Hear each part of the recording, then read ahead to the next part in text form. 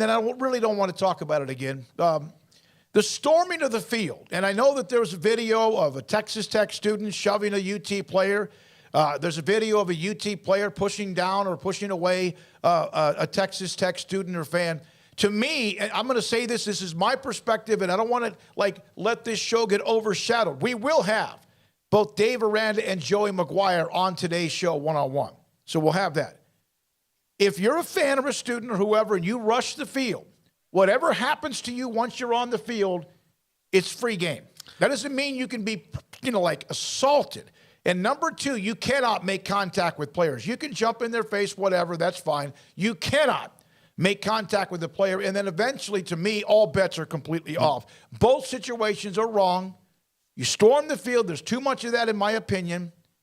But that's my point. Well, That's also the second time they've done it this year, which is kind of overboard for me. Just on the fact of you got to make it count when you do it, and two, it is way more ice cold to not storm the field, because what you're saying when you don't storm the field is, yeah, we thought that would happen. We're going home now.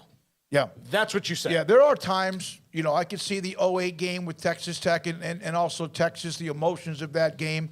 Baylor's done it. Name a school that has it. I'm not so sure. Have they in Austin? Was there a game? I don't know. But I don't think they've.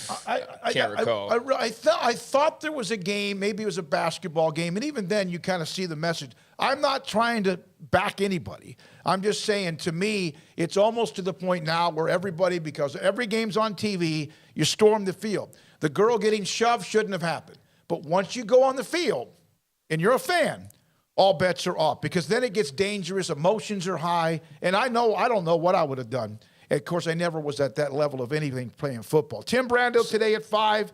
David Hellman today on the Cowboys and Giants playing tonight. Paul's top 5, and we'll also hear from a writer who covers Georgia Tech, because there's a coaching change already there and an AD change twice already in the first 2 or 3 weeks, 3 or 4 weeks of the football season. Yeah, so I don't know how many people watch Texas Tech in Texas and know what you're referring to, but Texas Tech stormed the field, and that's the second time they've done that this year.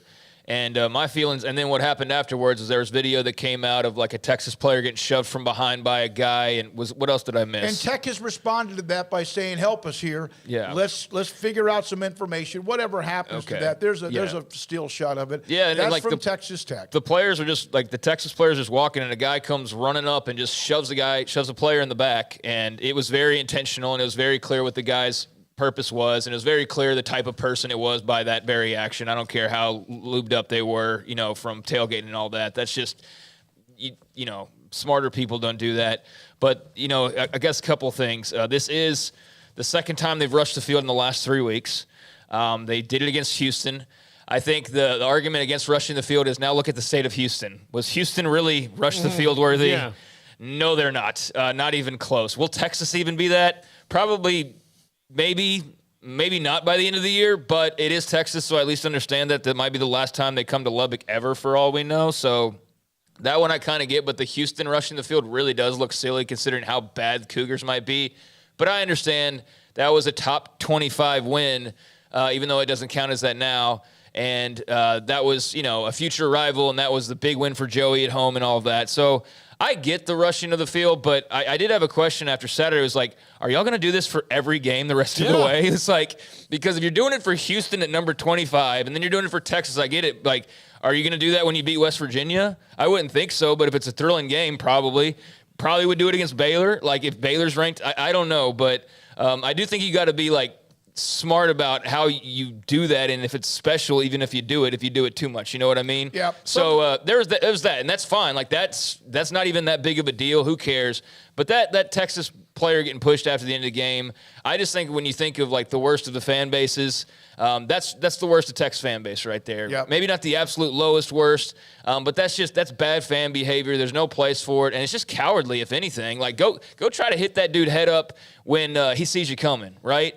Not when, you're flying by in the flash of an eye and then you're running into a crowd of people to get away. How ridiculously weak is that on the part of the person who did that? I just think that's so childish and cowardly, and I would feel bad if I was that person. But then again, the type of person that does that doesn't even feel bad about it. So here's what I would do. You stick that player and you stick that fan in a room.